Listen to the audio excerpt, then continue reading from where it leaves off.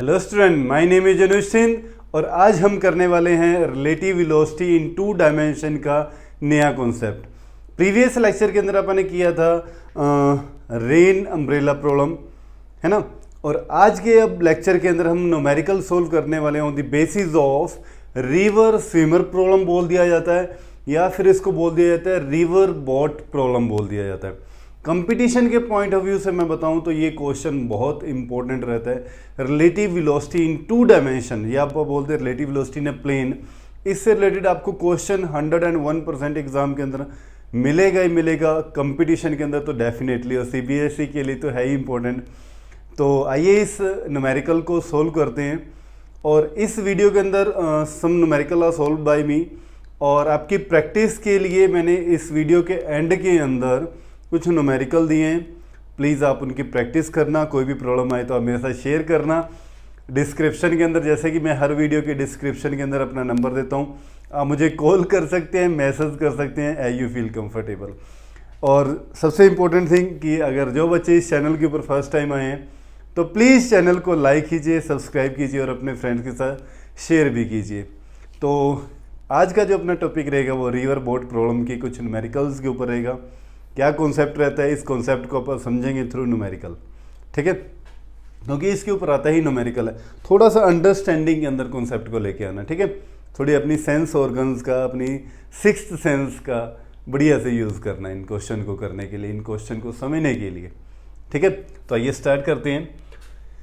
Question के अपने पास कहते हैं a river of 1 kilometre wide flow at the rate of 3 kilometre, ठीक है। कहते हैं एक रिवर जो है जिसकी विड्थ कितनी है 1 किलोमीटर है। मान लो ये रिवर है अपने पास, इस रिवर की विड्थ कितनी है, ये अपने को विड्थ दे दी इसकी 1 किलोमीटर, ठीक है। एक एक चीज़ को समझते जाना। और उसके अंदर जो वाटर फ्लो कर रहा है वो कितनी रेट के साथ फ्लो कर रहा है, 3 किलोमीटर पर आवर की स्पीड के साथ। इसके साथ जो वाटर फ्लो कर रहा है वो 3 किलोमीटर पर आवर की स्पीड से वो फ्लो कर रहा है इसके अंदर, इस वे के अंदर, है ना। तो यहाँ पर वाटर है जो फ्लो कर रहा है 3 किलोमीटर पर आवर की स्पीड से, ठीक है। अच्छा, फिर आगे क्या कहते हैं, अ swimmer who can swim at the rate of 4 kilometre per our. अब जो कहता है एक स्विमर है वो इसके अंदर स्विम करता है कितनी स्पीड के साथ, 4 किलोमीटर पर आवर की स्पीड के साथ, ठीक है।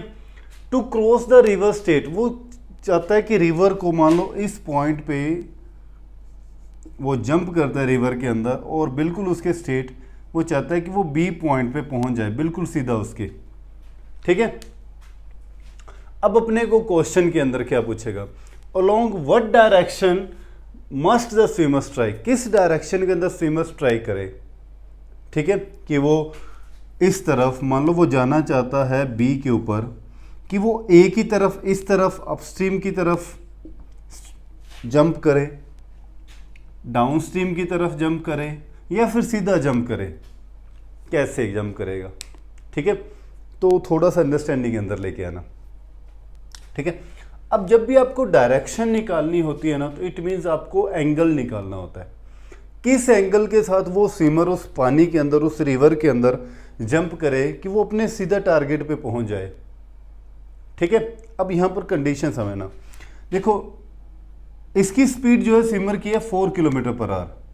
अगर वो देखो सीधा जंप करता, सीधा जंप करेगा, तो ऑब्वियसली वाटर की स्पीड भी क्या है, 3 किलोमीटर पर आवर है, वो उसको थोड़ा इस तरफ शिफ्ट करवा देगी, है ना। अच्छा, अब स्विमर इस तरफ तो जंप करेगा ही नहीं, क्योंकि उसने पहुंचना कहाँ है, बी पे ऊपर पहुंचना है।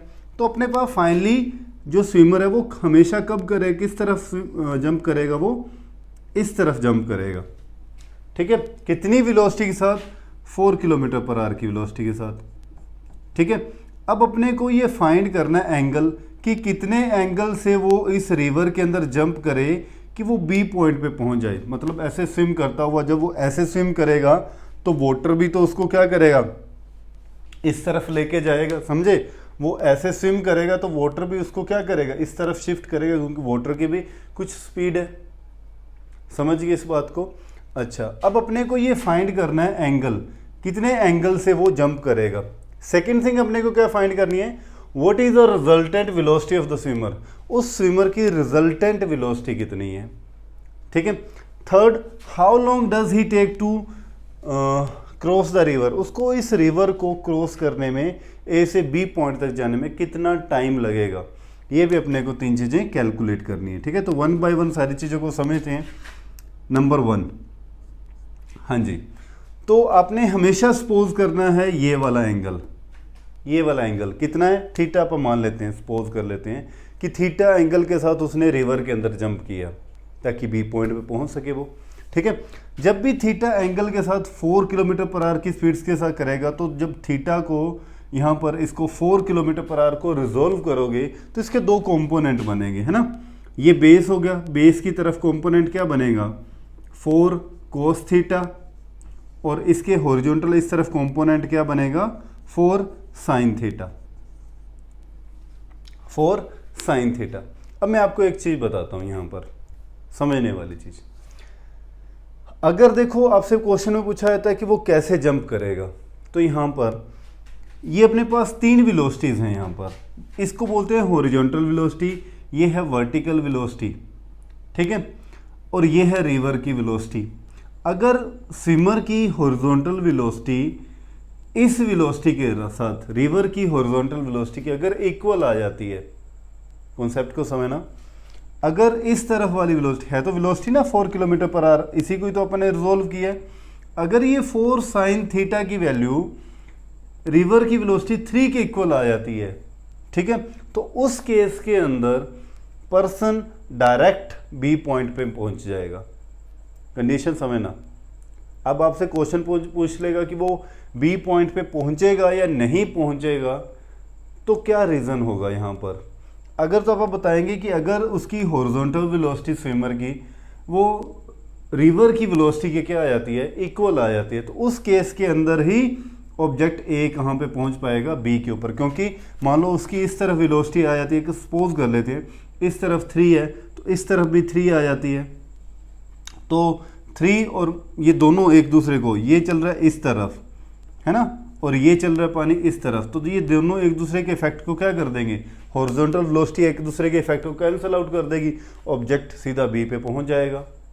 ठीक है, सेकंड आपसे क्वेश्चन पुट करता है कि अगर वो बी पे इस तरफ जंप करता है और बी पे नहीं पहुंचता और वो इधर ही किसी पॉइंट के ऊपर पहुंच जाता है, ठीक है, तो इसका मतलब क्या है कि ये जो 4 साइन थीटा की जो वैल्यू है ना ये 3 किलोमीटर से ज़्यादा है। 4 साइन थीटा की वैल्यू 3 किलोमीटर से ज़्यादा है, तभी वो इधर ही रह गया। ठीक है, मान लो इस पॉइंट पे पहुंच गया वो। ठीक है, थर्ड कंडीशन, अगर इस 4 साइन थीटा की वैल्यू इससे 3 से क्या होगी कम होगी, मान लो इसकी वैल्यू 2 आती है 1.5 आती है, तो इसकी वैल्यू क्या, पानी की स्पीड क्या ज़्यादा है, तो पानी उसको क्या करेगा अपने साथ बहा के ले जाएगा और वो यहाँ पहुँचेगा। समझ गए, हाँ जी, कॉन्सेप्ट समझ में आया। ये 3 पॉइंट हमेशा ध्यान में रखना। 4 साइन थीटा की वैल्यू अगर 3 के इक्वल आ जाएगी तो वो पर्सन बी पे पहुंच जाएगा, बिल्कुल अपोजिट उसके। अगर 4 साइन थीटा की वैल्यू 3 से ज़्यादा होगी तो वो पर्सन इस तरफ ही रह जाएगा। समझ गए, क्योंकि उसकी स्पीड ज़्यादा, जल्दी पहुंच जाएगा यहाँ पे। थर्ड, अगर 4 साइन थीटा की वैल्यू लेस देन है 3 से, तो वो पर्सन इस तरफ पहुंच जाएगा। ठीक है, क्लियर है ये बातें। अच्छा, अब इस क्वेश्चन के अंदर बोला है कि पर्सन जो है वो कहाँ जाना चाहता है, वो स्विम करके रिवर को बिल्कुल स्ट्रेट जाना चाहता है, बी पॉइंट पे जाना चाहता है। इसका मतलब क्या होगा कि 4 साइन थीटा की वैल्यू 3 के इक्वल होगी। समझ गए, उसने क्वेश्चन के अंदर बोल दिया कि वो बी पे जाना चाहता है, तो इसका मतलब क्या होगा कि 4 sine theta is equal to 3, है ना। क्या पढ़ने को बोला है कि 4 sine theta is equal to 3 होगा, और यहाँ से साइन थीटा की वैल्यू कितनी आ गई 4/3, और थीटा कितना आ जाएगा साइन इनवर्स 4/3। पहला तो ये अपन निकाल दिया कि साइन थीटा की वैल्यू जितनी साइन इनवर्स 4/3 जब होगी तो उस केस के अंदर वो बी पॉइंट पे पहुंच जाएगा। ठीक है, मतलब ऐसे जंप करेगा वो। अब सेकंड थिंग, अब अपने को क्या निकालना है, ये तो था अपना फर्स्ट पार्ट। सेकंड क्वेश्चन के अंदर निकालना what is the resultant velocity of the swimmer. Resultant velocity उसकी कितनी है, तो देखो इस तरफ इस तरफ वो स्विम करता है, कितने के साथ, इस तरफ जाता है ना वो 4 के साथ, ठीक है, 4 किलोमीटर पर आवर के साथ। अब वाटर क्या करता है, उसको इस तरफ लेके आ रहा है, समझ गए, तभी तो वो बी पॉइंट पे पहुंचेगा कि ये इस तरफ जंप कर रहा है, पानी इस तरफ चल रहा है 3 किलोमीटर पर आवर की, तो यहाँ पे पहुंच रहे, तो इसका मतलब क्या हुआ, वो जंप करता है इस तरफ, पानी उसको लेके जा रहा है इस तरफ, है ना, ऐसे बन गई अपने पास ट्रायंगल टाइप की। वो करता है इस तरफ जंप, पानी उसको लेके जाता है इस तरफ जाने वाली स्पीड कितनी है 3, इस तरफ आ गया स्पीड कितनी होगी 4, तो उसकी रिजल्टेंट क्या बन गया, ये देखो ट्रायंगल ऑफ वेक्टर एडिशन का भी यहाँ पे देखो, ये जो एक वेक्टर बन गया और ये उसके ऑर्डर के अंदर, सेम ऑर्डर के अंदर ही ये वाली वैल्यू बन गई, और ये क्या बन गया उसका रिजल्टेंट, ये क्या बन गया रिजल्टेंट। अब अगर वैल्यू ये 4 है ये 3 है तो रिजल्टेंट कितना आ जाएगा, ठीक है, तो सेकंड क्वेश्चन के अंदर रिजल्टेंट कितना बन जाएगा, रिजल्टेंट, हाँ जी, तो रिजल्टेंट इज इक्वल टू, मतलब A B is equal to root of, by using Pythagoras theorem, ठीक है, 4 स्क्वायर माइनस 3 स्क्वायर, ठीक है, तो A B is equal to, ये कितना आ गया 16 माइनस 9, तो वैल्यू कितनी आ गई √7। रिजल्टेंट अपने को क्या निकालनी थी, वेलोसिटी, वो सारा कुछ किस में चल रहा है, किलोमीटर पर आवर के अंदर, तो ये आ गया √7 किलोमीटर पर आवर, उसकी रिजल्टेंट वेलोसिटी आ गई, ठीक है, समझ गए। अब आते हैं थर्ड पॉइंट के ऊपर। थर्ड पॉइंट क्या चीज़ कहता है, हाउ लॉन्ग, कितना टाइम लेगा वो। अब टाइम की बात बताता हूँ आपको, यहाँ पे जब भी आपको टाइम निकालना हो ना, तो जिस डायरेक्शन के अंदर आप मूव कर रहे हो, मान लो अगर आपको ये वाला टाइम निकालना है, ये वाली डिस्टेंस के क्रॉस आपको टाइम निकालना है, तो आप देखो इस तरफ वाली विड्थ, अगर आप ये डिस्टेंस लेते हो तो इस तरफ लगने वाला ही टाइम लोगे। यहाँ पर सेकंड थिंग कि जो ये टाइम होगा, देखो आगे कई क्वेश्चन आएंगे कि पर्सन सपोज यहाँ पे ना पहुँच के यहाँ पे पहुँच जाता, ठीक है, पानी की इसकी स्पीड कम होती, पानी की स्पीड, पर्सन इस सी पॉइंट पे पहुँच जाता तो अब जितना ए से लेके बी तक का उसको टाइम लगना था, ए से लेके बी तक जो टाइम लगना था, उतना ही उसको ए से लेके सी वाला टाइम भी उतना ही होगा, ठीक है। इसको बोलते हैं time taken by the swimmer to cross the river, हमेशा सेम होता है, मतलब ए से लेके बी तक लगने वाला टाइम और ए से लग के सी तक लगने वाला टाइम और बी से लेके सी तक लगने वाला टाइम। अब बी से लेके सी तक जो होता है ना, इसको बोलते हैं ड्रिफ्ट करना, आगे इसके ऊपर करने वाले हैं आप क्वेश्चन, ठीक है। तो ये टाइम जो होते हैं ये हमेशा इक्वल होते हैं, ठीक है, समझ गए। ए से लेके बी, ए से लेके सी और बी से लेके सी तक लगने वाला टाइम हमेशा क्या होता है, इक्वल होता है। अब आप क्वेश्चन कर रहे थे यहाँ पर कि अपने को टाइम निकालना है कि वो कितने टाइम के अंदर रिवर को क्रॉस करेगा, तो अपने को टाइम ये वाला डिस्टेंस लेना है। टाइम निकालने के लिए फॉर्मूला क्या होता है, time is equal to distance by speed, distance by speed. तो डिस्टेंस कितना है अपने पास 1 किलोमीटर और स्पीड कितनी है, इस तरफ वाली अपने किलोमीटर में सारा कुछ निकाल रखा है, स्पीड कितनी है √7, तो ये आर आ गया 1/√7 आर जो है उसको टाइम लगेगा रिवर को क्रॉस करने के लिए, ठीक है। तो समझ में आ गया, राइट कर लीजिए। फिर आते हैं सेकंड क्वेश्चन के ऊपर। सेकंड क्वेश्चन में क्या कहता है, a swimmer can swim with velocity of 10 km/h with respect to water flowing in a river with velocity of 5 km/h। कहता है वही रिवर है, इस रिवर के अंदर जो स्विमर की स्पीड है वो कितनी है 10 km/h है और रिवर की जो स्पीड है वो कितनी है 5 km/h। मतलब रिवर इस तरफ सपोज कर लेते हैं फ्लो कर रही है with the speed of 5 km/h और स्विमर की जो स्पीड है वो कितनी है 10 km/h। In what direction should he swim to reach the opposite point, किस डायरेक्शन की तरफ वो स्विम करे कि वो उसके बिल्कुल अपोजिट पॉइंट पे पहुंच जाए। मतलब ए से कितने एंगल पे वो स्विम करे कि वो बी पे पहुंच जाए। अच्छा अब देखो स्ट्रेट तो जाएगा नहीं, स्ट्रेट तो ऐसे जंप करेगा नहीं, क्योंकि वाटर की स्पीड भी कितनी है 5 किलोमीटर पर आवर की है। तो वो सपोज कर लेते हैं कि थीटा एंगल से, कितने एंगल से, थीटा एंगल से वो इसके अंदर क्या करेगा, रिवर के अंदर जंप करेगा। ठीक है, सपोज कर लेते हैं ये थीटा एंगल है। कितनी स्पीड के साथ इस तरफ जंप करेगा, तो स्पीड दी हुई है 10 किलोमीटर पर आवर, है ना। तो जैसे मैंने प्रीवियस क्वेश्चन के अंदर किया था, इस 10 को क्या करेंगे, रिजोल्व करेंगे, तो इसके दो कंपोनेंट बनेंगे। ठीक है, इस तरफ जो कंपोनेंट बनेगा, इस तरफ वो क्या बनेगा 10 साइन थीटा, और इस तरफ जो कंपोनेंट बनेगा वो 10 कॉस थीटा। अच्छा, ठीक है, नंबर 1। अब अपने को थीटा फाइंड आउट करना है। ठीक है, और उसने क्वेश्चन के अंदर बोला है कि वो बी पे पहुंचना चाहता है। तो बी पे पहुंचने की कंडीशन मैंने अभी आपको प्रीवियस क्वेश्चन के अंदर भी बताई थी, जब इसके दोनों के हॉरिजॉन्टल कंपोनेंट मतलब कि 10 साइन थीटा की वैल्यू अगर इस 5 किलोमीटर के इक्वल आ जाती है, फ्लो ऑफ रिवर के इक्वल आ जाती है, तो इस केस में ही वो बी पॉइंट पे पहुंच पाएगा।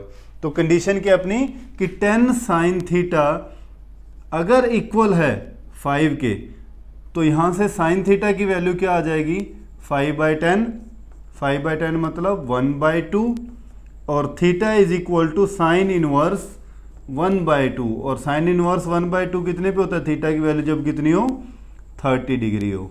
तो कहने का मतलब अगर वो 30 डिग्री के एंगल से वो जंप करेगा तो वो बी पॉइंट पे पहुंच जाएगा डेफिनेटली। समझ में आई ये बात। सेकेंड थिंग इस क्वेश्चन के अंदर और क्या कर निकालनी है अपने को, what is the time taken by him to cross the river if the width of the river is 100 metre. अगर ये विड्थ कितनी है 100 मीटर है, तो उसको बताओ कितना टाइम लगेगा क्रॉस करने में। ठीक है, अच्छा अब देखो यहाँ पर अपने को टाइम निकालना है। टाइम क्या होता है, time is equal to distance by speed, time is equal to distance by speed. Distance कितना है 100 मीटर है, तो मीटर के आप किलोमीटर बना लेंगे। ठीक है, मीटर के किलोमीटर बनाओगे तो क्या हो जाएगा 1000 से डिवाइड कर दोगे आप। समझ में आई है। और स्पीड निकालनी है इस तरफ वाली, मतलब आपको वैल्यू किसकी निकालनी है, अपॉन में स्पीड क्या है 10 कॉस थीटा, और थीटा की आप वैल्यू निकाल चुके हैं 30 डिग्री, 10 कॉस 30 डिग्री, यही तो स्पीड उस तरफ की उसकी स्पीड है। समझिए, थीटा 10 कॉस थीटा था ना, थीटा की वैल्यू अपन निकाली 30, तो ये कितना हो जाएगा 10 कॉस 30 डिग्री। ठीक है, और कॉस 30 की वैल्यू अपने पास पता है कितनी होती है, ये हो गया 0.1 अपॉन 10 इंटू कॉस 30 की वैल्यू √3/2, √3/2, 2 से ये कैंसिल आउट होगा, कितना होगा 5, तो ये अपने पास वैल्यू कितनी आएगी 0.1/5√3। ये अपने पास टाइम जो किसके अंदर आ गया, आवर्स के अंदर आ गया। ठीक है, 0.1/5√3 आवर्स लगेंगे उसको इस रिवर को क्रॉस करने के अंदर। ठीक है, कई बार क्या होता है, मान लो अपने को यहाँ से थीटा की वैल्यू ना आती, और अपने को बोलता है यहाँ पर कोस थीटा की वैल्यू भी निकालनी है। ठीक है, तो कोस थीटा जैसे प्रीवियस क्वेश्चन था अपने पास। ठीक है, प्रीवियस क्वेश्चन में अपने पास साइन थीटा की वैल्यू कितनी थी 2/3, साइन थीटा की वैल्यू कितनी थी 2/3, और अपने को ये वाली वैल्यू निकालनी होती, तो आप क्या करते, अपने पास आइडेंटिटी होती है sine square theta plus cos square theta is equal to 1, तो वहाँ से कोस स्क्वायर थीटा की देखो अपने पास आइडेंटिटी होती है ना, sine square theta plus cos square theta is equal to 1। ठीक है, तो अगर साइन थीटा की आपके पास वैल्यू है, सपोज यहाँ से साइन थीटा की वैल्यू थी आपके पास 1/2, तो आप इसको 1/2 को यहाँ पुट करते तो 1/2 क्या आ जाता square plus cos square theta is equal to 1, तो ये उस तरफ जाएगा तो माइनस में, तो cos square theta is equal to क्या हो जाता 1 - 1/4, तो एलसीएम कितना आ गया 4, तो यहाँ बोलते 4 - 1 3/4, तो कोस थीटा की वैल्यू कितनी आ जाती, कोस थीटा ये इधर जाके स्क्वायर उसके क्या बन जाता स्क्वायर रूट 3/4 का, तो क्या बन जाता √3/2।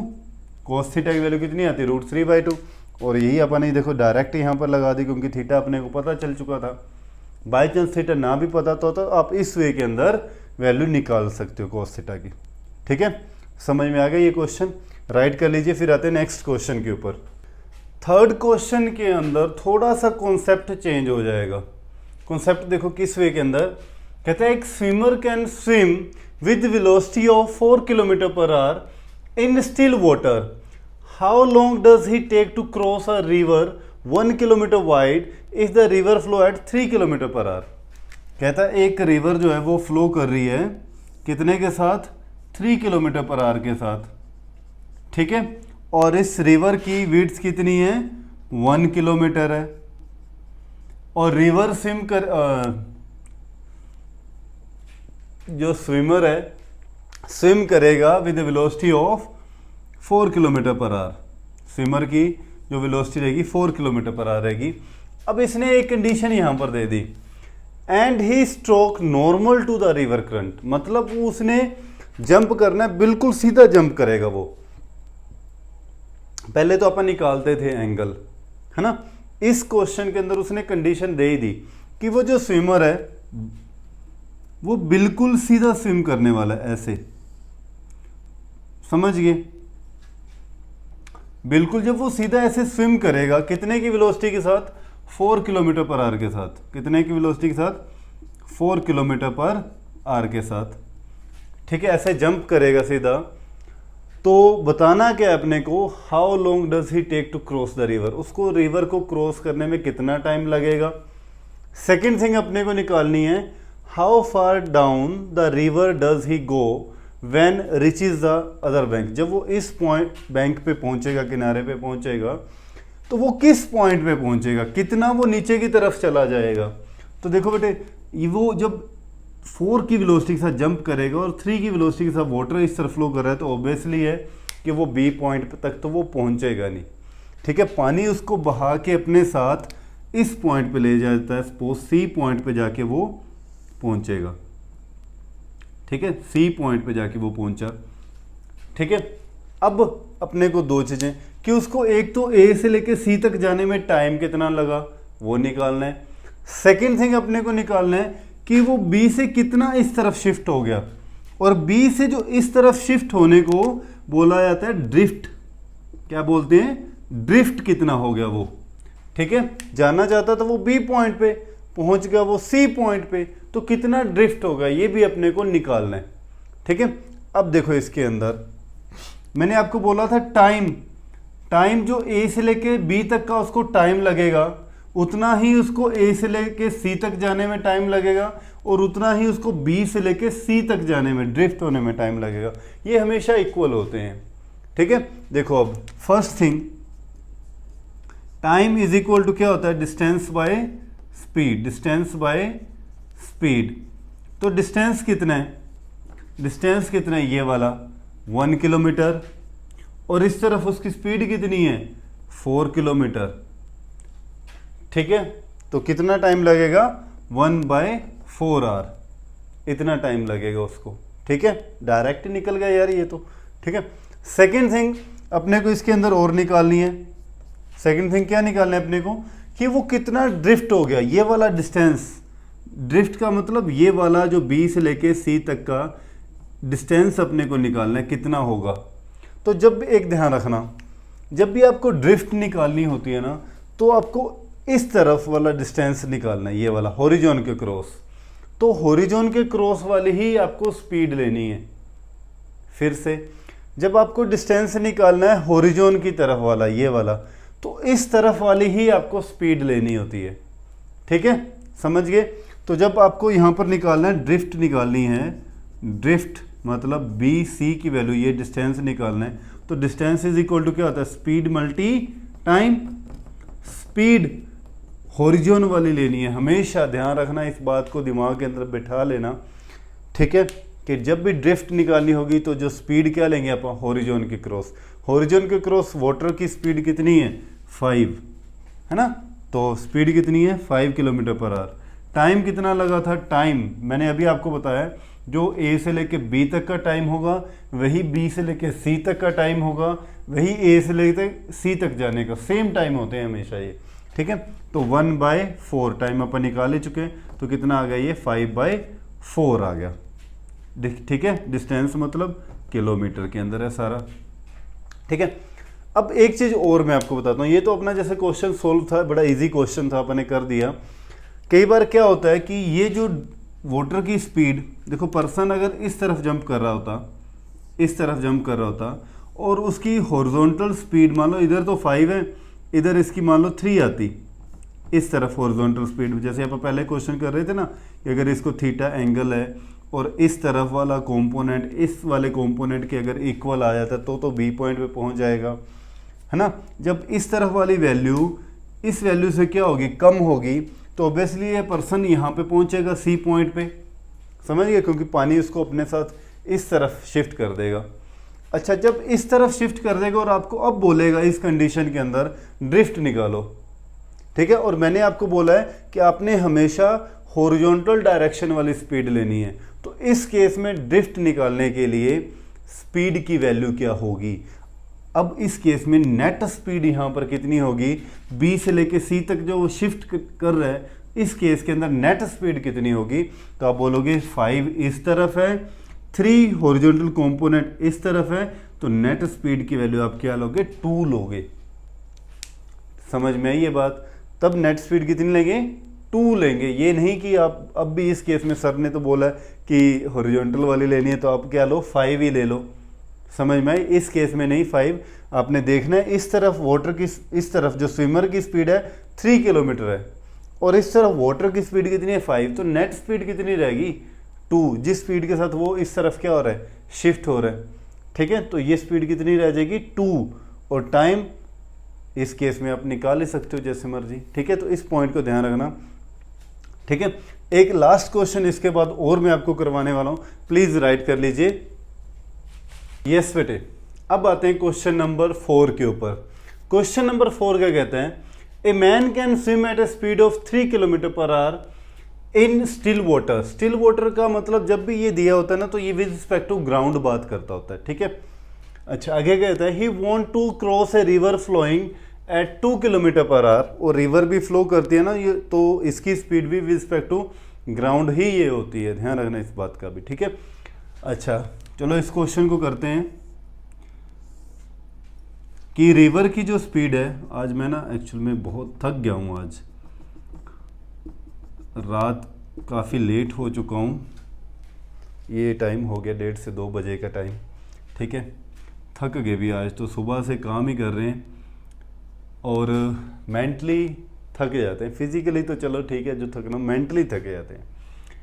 लेकिन वीडियो बनाना भी बहुत ज़रूरी है, कई दिन हो गए +1 की वीडियो नहीं बन पाई, तो आज फाइनली बना रहे हैं, ठीक है। तो क्या होता है, ए man can swim with the speed of 3 kilometre per hour in still water, और जो इसकी स्पीड है वो 2 किलोमीटर पर आवर है, ठीक है, समझ गए। हिमसेल्फ है, और जो पर्सन है जब वो स्विम करता है तो वो अपने आप को रिवर के साथ 120 के एंगल पे रखना चाहता है। लिखा हुआ ना, he want to cross a river flowing, जो रिवर फ्लो कर रही थी 2 किलोमीटर पर आवर की, he keep himself at the angle of 120 degree with the river flow, ठीक है।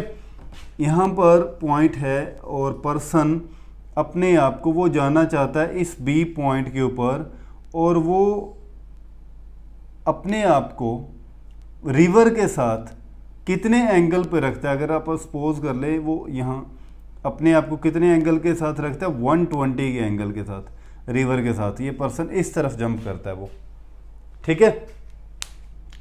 अब अगर रिवर की विड्थ कितनी है, 500 मीटर वाइड है, ये विड्थ कितनी दी हुई है अपने को, इसकी 500 मीटर विड्थ दी हुई है।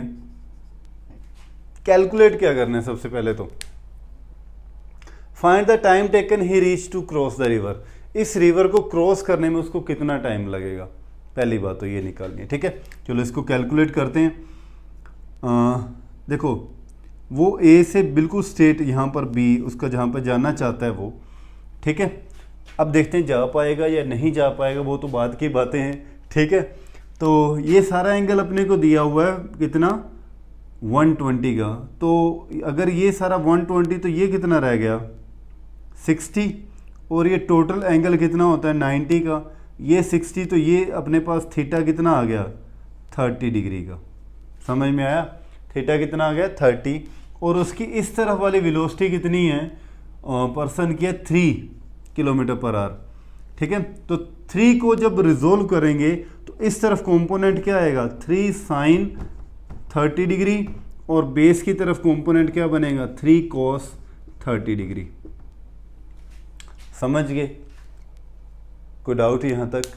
अच्छा, अब समझना, अब अपने को पता चलेगा कि पर्सन बी पॉइंट पे पहुँचा है या नहीं पहुँचा, क्योंकि अपने को एंगल पता चल गया। अब एंगल पता चलते ही अपना सारी कहानी साफ़ हो जाती है। ठीक है, साफ मतलब ऐसे साफ़ नहीं हो जाती है, कैलकुलेट हो जाती सारी चीज़ें, है ना। तो फर्स्ट के अंदर अपने को निकालना है टाइम।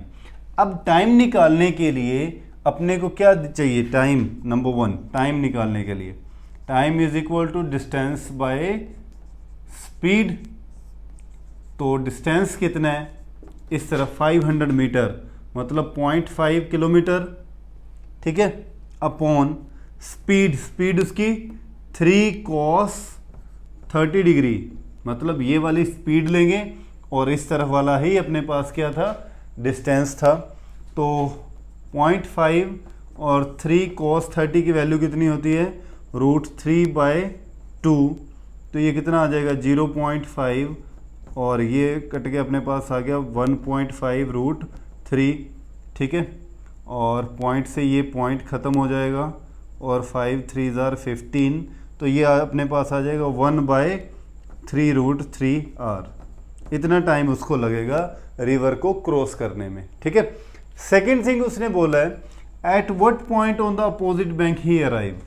वो किस पॉइंट पे पहुंचेगा, कि वो इस तरफ रह जाएगा बी पे पहुंचेगा या फिर वो इस तरफ पहुंचेगा। तो देखते हैं, चेक करते हैं। मैंने आपको कंडीशन तीनों बताई थी, क्या होगी कंडीशन, अगर तो 3 sin 30 की वैल्यू 2 के इक्वल आती है, 2 के इक्वल आती है तो वो बी पे पहुंच जाएगा।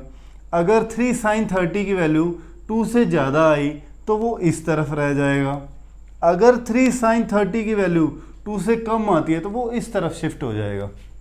समझ में आई ये बात, क्योंकि पानी की स्पीड के ज़्यादा है।